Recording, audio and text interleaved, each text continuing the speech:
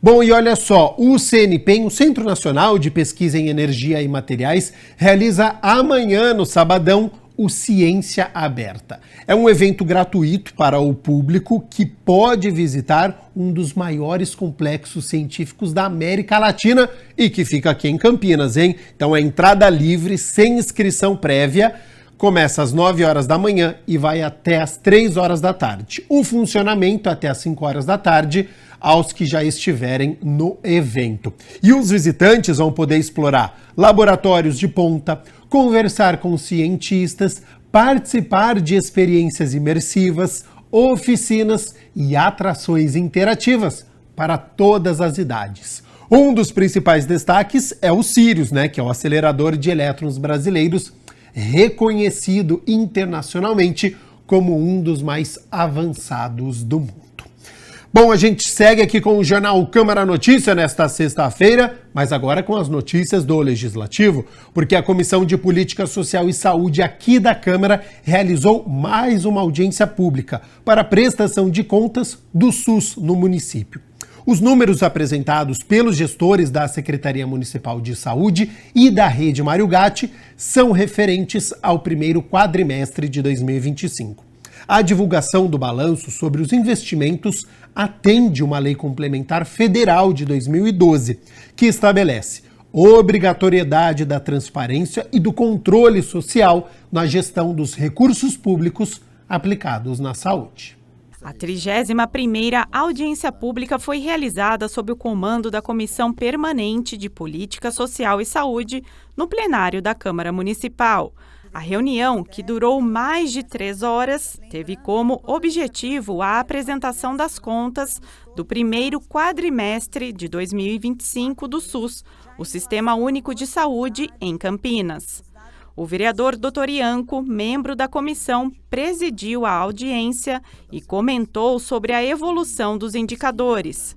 Dos 72 índices avaliados, 49% atingiram a meta e 12% apresentaram melhora, como a queda da taxa de mortalidade infantil e a manutenção das ações de vacinação no município. Todos os indicadores que trazem melhoria é estimulante e nos deixa com aquela sensação de que as coisas estão sendo feitas da melhor maneira possível. A intenção sempre é melhor, mas muitas vezes não é possível, porque foi muito debatido aqui que às vezes a questão orçamentária às vezes limita no melhor atendimento ou a melhor condição para a gente estar atendendo a nossa população.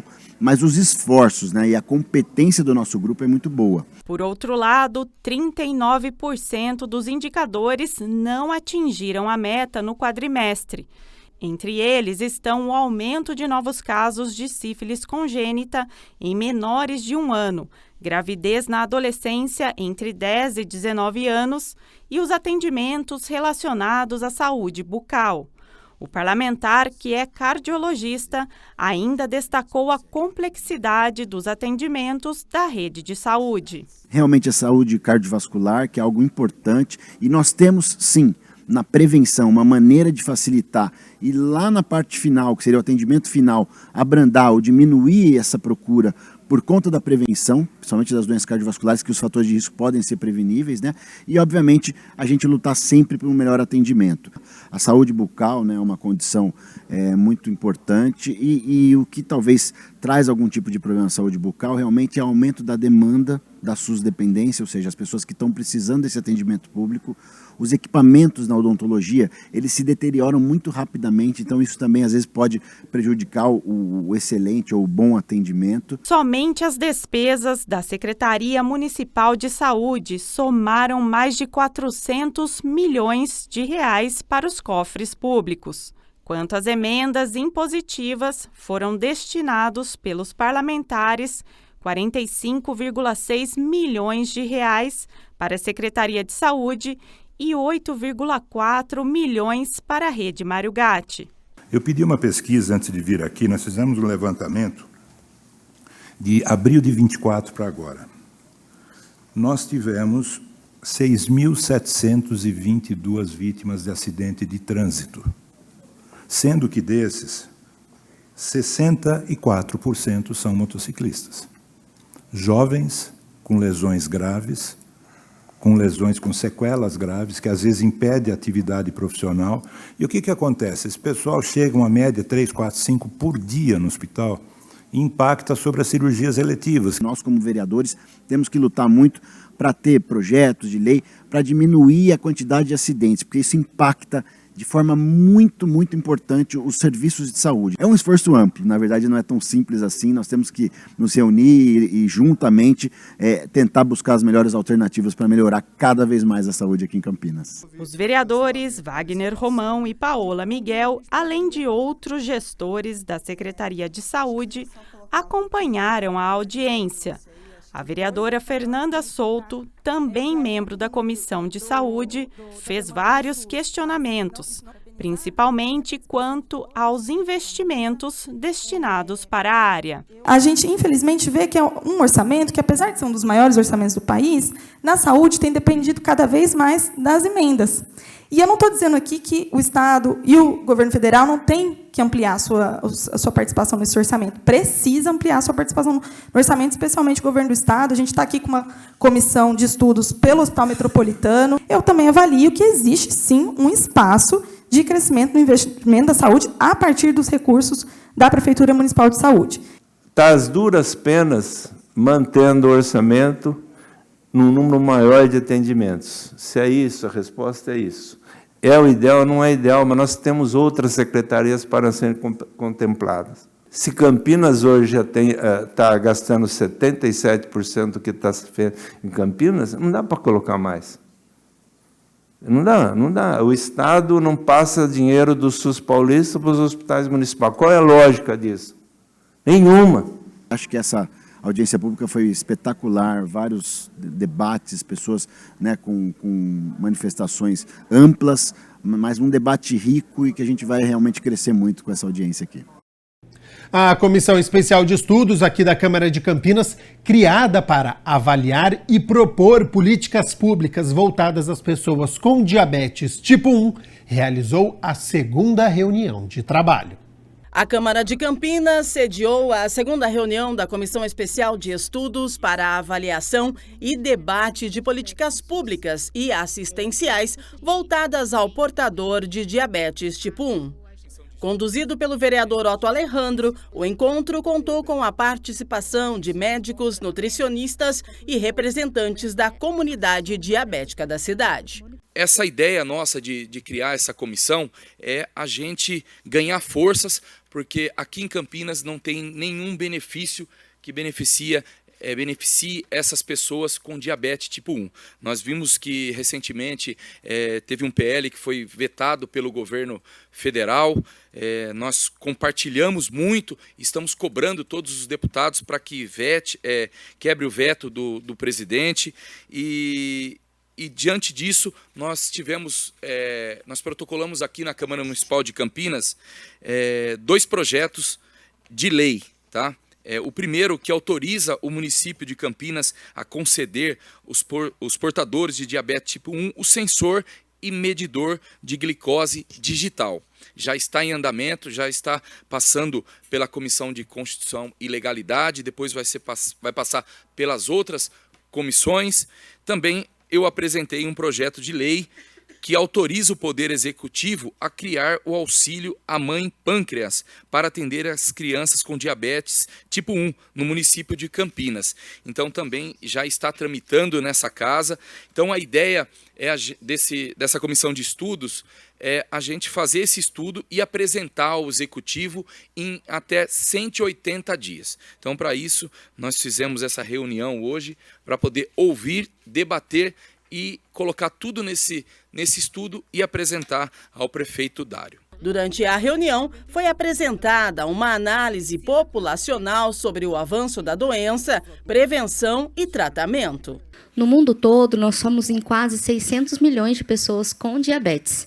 No geral, todos os tipos de diabetes, que depois as meninas que são mais técnicas e educadoras de diabetes e profissionais vão falar, explicar e mostrar as diferenças entre eles e as diferenças de tratamentos. Mas o diabetes em si, ele compõe praticamente um país, ou, vamos dizer, um continente, em número de pessoas. E vale ressaltar que no Brasil, só pelo número de diabetes, se fosse Se o diabetes fosse considerado um país, seria o 4º maior no mundo, só no Brasil.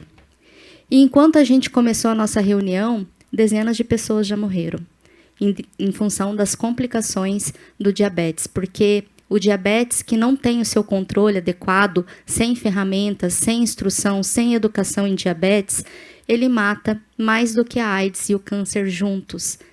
A cada 6 segundos, uma pessoa morre no mundo por causa das complicações do diabetes. O médico endocrinologista Marcelo Miranda ressaltou a urgência de diagnósticos precoces e tratamento adequado para evitar complicações severas. A gente tem algumas referências, né, de como que se diagnostica, mas no caso do diabetes tipo 1 é bem claro. Você tem uma série de sintomas, aqueles sintomas são muito típicos, né?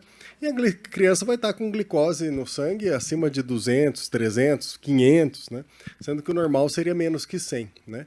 Não vai nem precisar fazer alguns testes que é o que você toma um líquido com açúcar no laboratório para confirmar. Nesse caso, você nem precisa. Fica tão evidente que essas referências aqui não são nem tão necessárias, porque já extrapola absurdamente esses valores de diagnóstico. Acho que podemos passar. E agora, de qualquer forma, esses valores são importantes para a gente saber onde é que a gente deve chegar. O principal exame que a gente deve ficar atento é essa tal de hemoglobina glicada, tá lá HbA1c, né? Mas ela tem esse nome mais complicado que é a hemoglobina glicada, que é um exame que tem que fazer a cada 3 meses, que é uma nota que a gente dá para o paciente para a gente saber se ele está sob controle ou se está sob risco, né? Então a gente tem que atingir menor que 7%. Pra você ter uma ideia de como que isso é difícil, né? A maior parte das pessoas com diabetes tipo 1 tem hemoglobina glicada acima de 9%. Cada 1% que você coloca acima de 7, você tem um alto risco de ter todas as complicações do diabetes, de cegueira, de perder a função renal, de ter complicação cardíaca, infarto. O estudo apresentado deve ser sistematizado pela comissão e encaminhado à Prefeitura e à Secretaria Municipal de Saúde, com o objetivo de buscar formulação de políticas públicas mais eficazes para o atendimento de pessoas com diabetes tipo 1 na cidade de Campinas. Nós temos agora, em agosto, uma nova reunião junto com o pessoal da Secretaria de Saúde para a gente falar das políticas públicas que já tem no município e a gente debater, porque ao final de 180 dias nós vamos apresentar esse estudo para o Executivo. E olha só, na 29ª audiência pública foi discutida a criação de um comitê para combater o assédio moral no serviço público. A proposta quer enfrentar práticas abusivas dentro da administração. Foi realizada a 29ª audiência pública para debater o projeto de lei ordinária de autoria da vereadora Guida Calisto, que constitui comitê de acompanhamento de assédio moral, com a finalidade de acolher, analisar e formalizar os relatos apresentados pelos servidores públicos municipais. E a gente acompanha bastante de perto essas questões, principalmente quando existe conflito no local de trabalho e o como que isso muitas vezes se apresenta como assédio, como que isso se materializa como assédio. A gente costuma dizer que quando falta condições de trabalho, quando tem pressão, falta profissionais para atender a população com dignidade, com qualidade, quando falta condições de atendimento, quando existe uma intenção, um objetivo intencional de precarizar o serviço público, de desmontar o serviço público, né? Quando não se tem uma prioridade, um olhar, né, com prioridade para o atendimento, para o serviço público, a gente fala que sobra assédio moral. A proposta busca enfrentar não apenas casos individuais, mas também práticas institucionais que favorecem o abuso. Durante o encontro, foi explicado como o assédio pode estar presente no cotidiano das relações de trabalho e destacou que, muitas vezes, ele está ligado a formas de gestão que naturalizam o autoritarismo. Uma lógica de governo, de uma compreensão do Estado, é porque nessas questões cotidianas, que vão aparecendo caso a caso, no fundo é uma questão institucionalizada, é uma prática organizacional de um modelo, de uma concepção da gestão, e que aqui em Campinas é muito forte. Pressão para aposentar, por conta da remuneração flexível, né? Então você tem um vencimento cada vez mais base, e aí você tem uma série de coisas que são vinculadas à sua presença. Então você trabalha doente para não perder o vale, né, a qualquer outro benefício que está, né? Tem uma prática de combater o abstencionismo, porque tem uma indústria do atestado, e aí as pessoas trabalham doente, porque ela fica mal vista, ela prejudica as demais colegas, porque há uma sobrecarga, prejudica a própria pessoa para, né, perder algum vencimento, para prejudicar na carreira, etc. Então, há toda uma concepção de criminalizar, no seu sentido crime mais amplo, que é formas de punição na esfera administrativa ou na relação de trabalho, do assédio moral e no serviço público, então, se utilizando das ferramentas. Esse comitê ele tem que ser formado por servidores eleitos pela categoria, não por pessoas indicadas pelo patrão. Porque se for pessoas indicadas pelo patrão, né, as pessoas vão fazer aquilo que o patrão quer. Aquela pessoa que está lá, aquele comitê, aqueles agentes que estão ali, é que vão, da cabeça deles, selecionar o que é assédio e o que não é. E a ideia nossa não é essa. A ideia nossa é que seja um comitê com independência, com autonomia, para que possa recolher esses casos, fazer a aferição disso, fazer, né, recolher essas informações, analisar e, de fato, dar o encaminhamento se é assédio moral ou não e por que o assédio está acontecendo. A gente segue aqui com as notícias do Legislativo. Muito obrigado pela sua companhia, pela sua audiência nesta sexta-feira. E olha só, a Comissão de Ciência e Tecnologia aqui da Câmara se reuniu pela 4ª vez neste ano. Analisou e deu parecer a 3 projetos. Um deles propõe liberar o uso de celular dentro de bancos.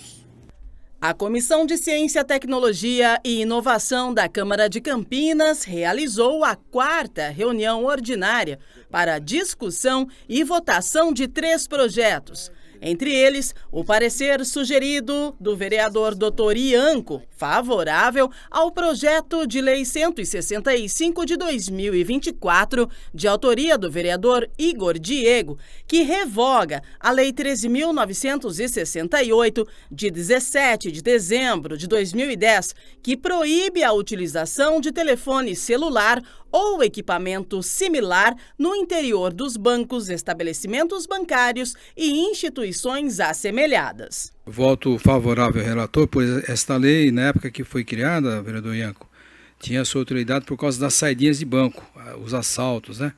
O telefone ainda na questão analógica, hoje tudo digital, e, portanto, hoje não há mais necessidade desse tipo de cuidado. Sigo, portanto, o voto do relator nesse projeto de lei.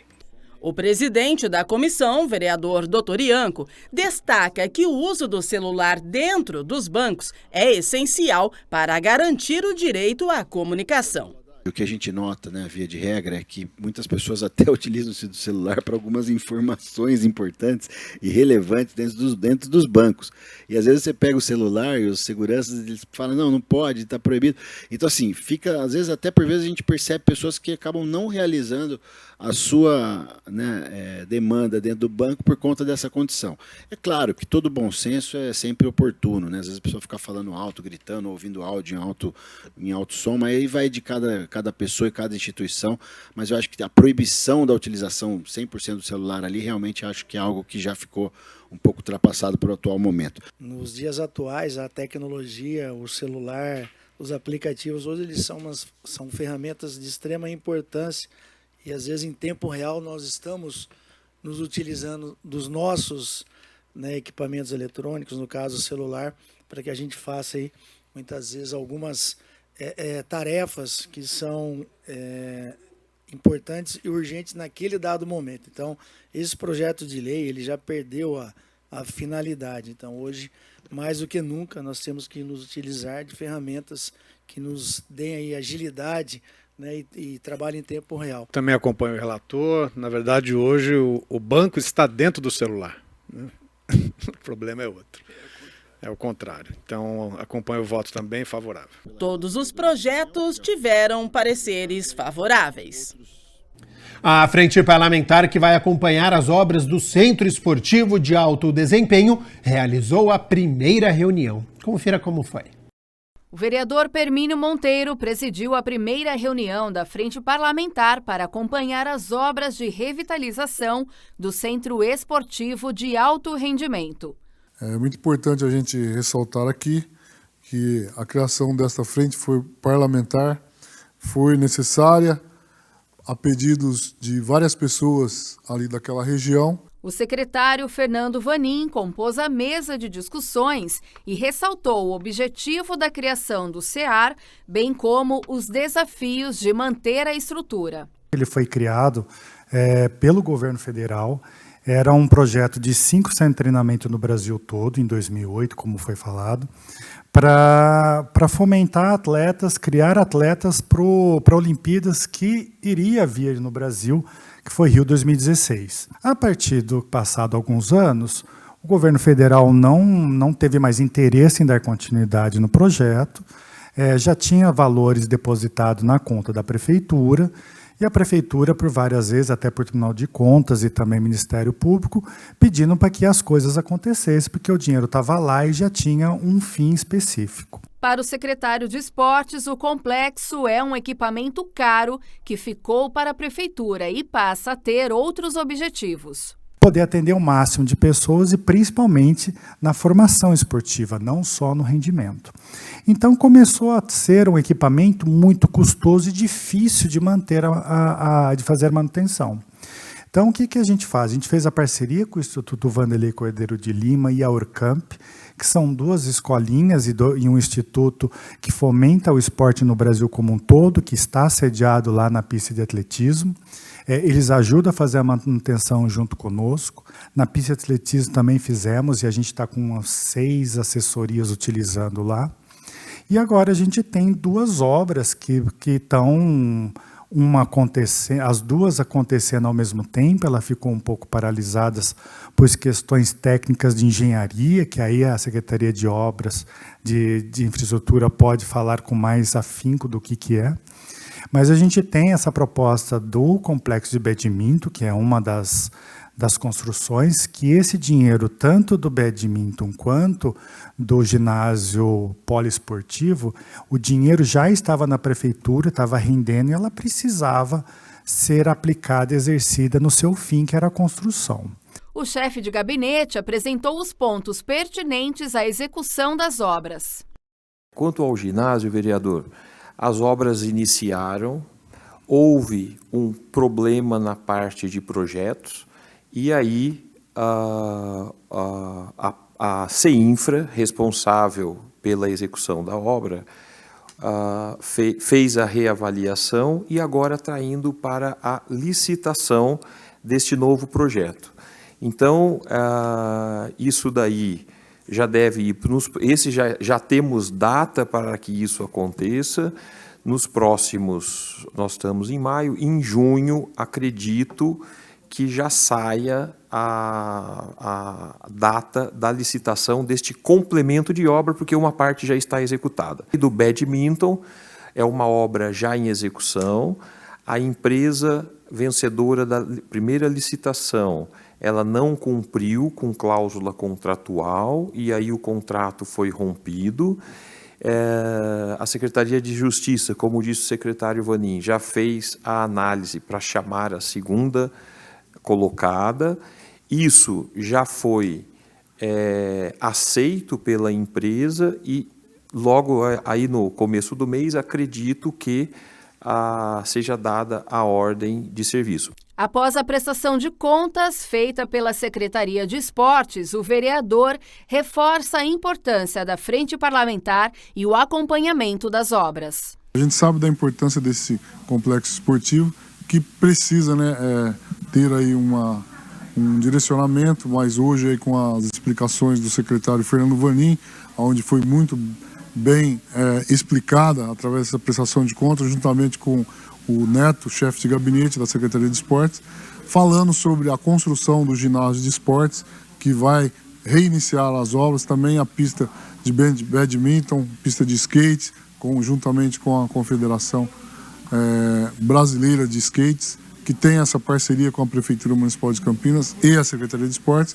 e saber da responsabilidade e do compromisso e da importância do esportes aqui na cidade de Campinas. E olha só, ontem a Câmara de Campinas celebrou o Dia do Brincar e recebeu os filhos dos servidores do Legislativo Campineiro.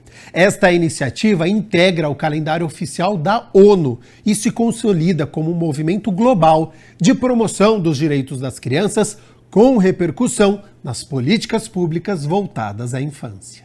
Uma manhã diferente para os pequenos que puderam brincar no local de trabalho das mamães, papais ou responsáveis da Câmara de Campinas.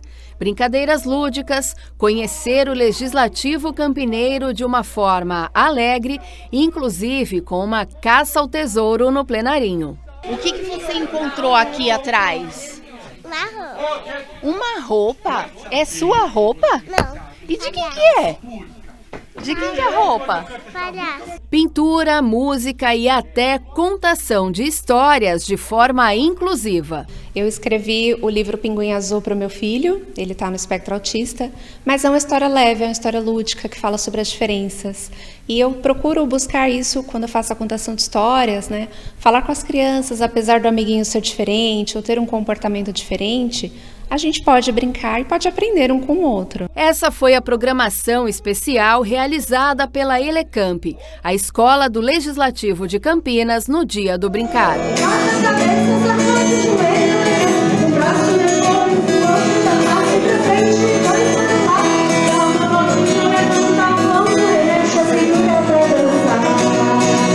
Proteger a infância e preservar o direito de ser criança, com espaço para imaginar, criar e brincar. Em cumprimento a essa lei municipal, né, que é a Lei 15.606 de 2018, os órgãos da administração pública têm promovido desde então esse momento lúdico, onde as crianças podem conhecer o espaço de trabalho, né, do servidor público, conhecer a administração pública, e a gente promove aqui na Câmara Municipal atividades que as crianças conseguem brincar com seus pais, né? Então a ideia é que eles conheçam o ambiente legislativo, possam brincar junto com os pais, e a gente traz sempre temáticas de inclusão, cultura de paz, comunicação não violenta, música, brincadeiras, né, para que seja um momento realmente em família e também dentro do ambiente corporativo. O momento ressalta a importância de ser criança e resgata boas memórias. A minha infância foi fantástica. Na minha época não tinha essas coisas da modernidade tecnológica. A gente criava, inventava os nossos brinquedos, né? As brincadeiras. Era muita brincadeira de rua, essa socialização que a gente sente falta hoje para os nossos filhos, netos, né? Mas eu brincava de bolinha de gude, de peão, de bola, de betes, empinava pipa, mãe da rua. A gente tinha um monte de brincadeiras que eram ao ar livre e exigia sempre você estar com alguém, né? Eu acho que quando a Câmara traz para dentro esse dia do brincar, permitindo que os filhos dos nossos colaboradores venham conhecer o ambiente de trabalho de pai, mas no momento que é para brincar, eu acho que a gente ajuda a oferecer para eles essa possibilidade até de ter contato com outros brinquedos para além do tecnológico, né? Para além do celular, da televisão. Isso é muito legal. E eu fico muito feliz. Eu vendo isso aqui, eu volto a ser criança.